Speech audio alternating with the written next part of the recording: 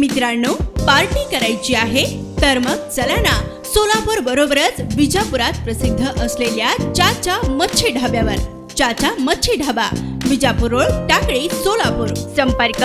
9765 066 495. नागपुर से पूना और पूना से आपके यहाँ पहुंचकर आप सब लोगों का दर्शन करने का सौभाग्य प्राप्त हुआ और लोकतंत्र के इस महापर्व में निकाय चुनाव भले ही छोटा हो लेकिन लोकतंत्र में बदलाव की बड़ी भूमिका रखता है और इस बड़ी भूमिका में योगदान देने के लिए और एक बेटी दिल्ली से चढ़कर महाराष्ट्र के सोलापुर में महज ये कहने आई है कि आजादी के 75 सालों से लेकर आज तक हम लोगों ने भारतीय जनता पार्टी, कांग्रेस, मनसे, सपा, बसपा तमाम पार्टियों में नेताओं के बच्चों को ही आगे बढ़ाने का काम किया है, नेताओं के ही बच्चों को मौका देने का काम किया है, राजाओं के बेटा बेटियों को ही राजा और राजकुमारी बनाने का काम किया है. लेकिन अब मौका आ गया है दिल्ली की तरह अब अपने घर के बेटा बेटियों को मौका देने का. मेरे बारे में अगर ज्यादा लोग जानते हैं या नहीं जानते हैं, लेकिन आप लोगों ने सुना और देखा जरूर होगा. अगर आज ये आवाज दिल्ली की राजधानी के सदन में पहुंचती है, गूंजती है, तो इसमें सबसे बड़ा योगदान अगर किसी का है तो वो डॉक्टर भीमराव अंबेडकर जी का है, बाबा साहब का है, ऐसे महामानव का है जिसने महिलाओं को सशक्तिकरण करने के लिए, आदि आबादी के लिए एक बिल लागू करा और उस महिला होने के साथ साथ दलित समाज में पैदा होने का सौभाग्य जो मुझे मिला, उस संविधान की वजह से आज सदन में यह आपकी बेटी आवाज बुलंद करती है. सदन के अंदर भारतीय जनता पार्टी के भ्रष्टाचार को, कांग्रेस के जातिवाद को, कांग्रेस के परिवारवाद को, बढ़ते हुए अत्याचार को, बढ़ती हुई जातिवाद की, भेदभाव की राजनीति को ललकारने का काम अगर हमने सदन में किया तो वो आदरणीय अरविंद केजरीवाल जी के आशीर्वाद से, जनता के साथ और विश्वास से एक सामान्य परिवार की बेटी दिल्ली देश के राजधानी के सदन में पहुंचकर मोदी को ललकारने की हिम्मत रखती है, अमित शाह को ललकारने की हिम्मत रखती है. तो जो हिम्मत दिल्ली में एक सामान्य परिवार की बेटी कर सकती है, तो सोलापुर के वार्ड में हमारे एक चुनाव लड़ रहे भाई बहन भी वही हिम्मत जुटाएंगे, वही मौका इनको मिलेगा, वही साथ जब इनको मिलेगा, आपका विश्वास जब इन लोगों को मिलेगा, तो आपको दिल्ली में नहीं अपने सोलापुर में भी राखी पडलाम देखने को मिलेगी. आपके सोलापुर में भी आपको अरविंद केजरीवाल और मनीष सिसोदिया जैसे लोग देखने को मिलेंगे. आपके यहाँ आने से पहले जब सोलापुर की समस्याओं के बारे में मैंने पढ़ा, आसपास के लोगों से जानने का प्रयास करा, तो इतना बड़ा जुल्म, इतना बड़ा भेदभाव, इतना बड़ा धोखा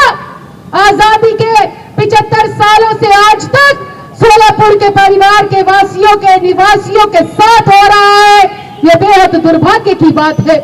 दुनिया की दूसरे नंबर की सबसे शानदार कॉटन का कभी ये हब हुआ करता था, लेकिन आज पलायन हो रहा है. आज युवा अपने माँ बाप को छोड़ने पर मजबूर हो रहे हैं. आज युवा अपने परिवार को छोड़कर दूसरे राज्यों में जाकर मजदूरी करने के लिए मजबूर हो रहे हैं, क्योंकि सारे के सारे नेताओं ने मिलों की बंदर बाट कर यहाँ पर उस रोजगार को खत्म कर दिया है. जो कभी कॉटन का हब हुआ करता था,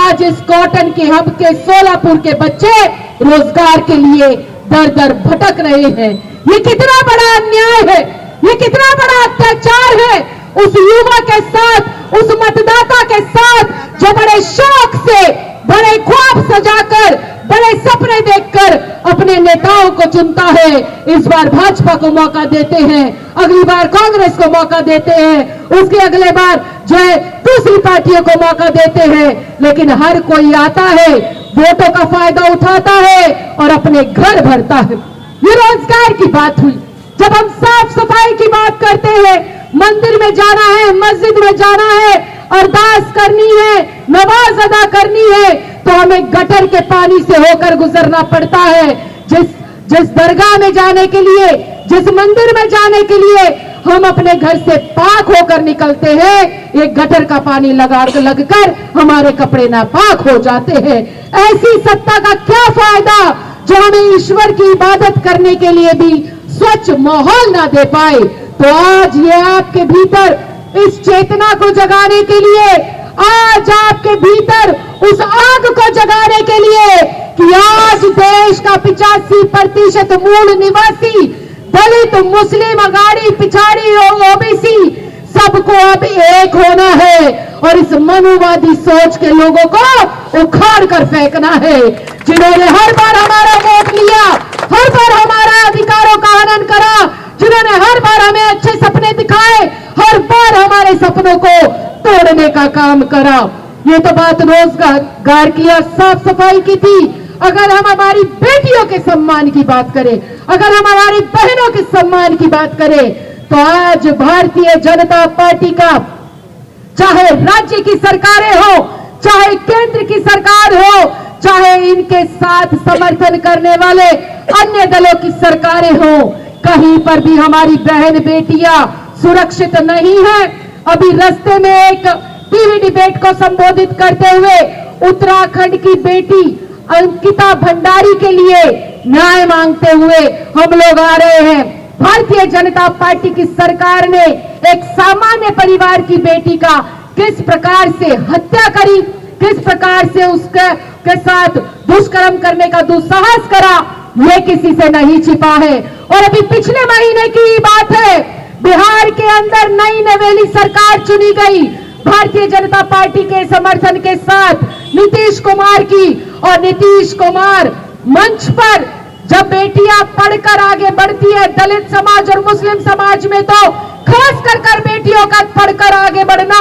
बहुत एक चमत्कार जैसा, एक सपने जैसा है। जब हमारे परिवार, हमारे बाप भाई हमें आगे बढ़ाते हैं और जब हम मंच पर जाते हैं, तो एक मुस्लिम लड़की का किस प्रकार से नकाब खींचने का दुस्साहस अमित शाह ने करा, अमित शाह की समर्थन सरकार नीतीश ने करा, और अमित शाह के समर्थन में केंद्र के गृह मंत्री के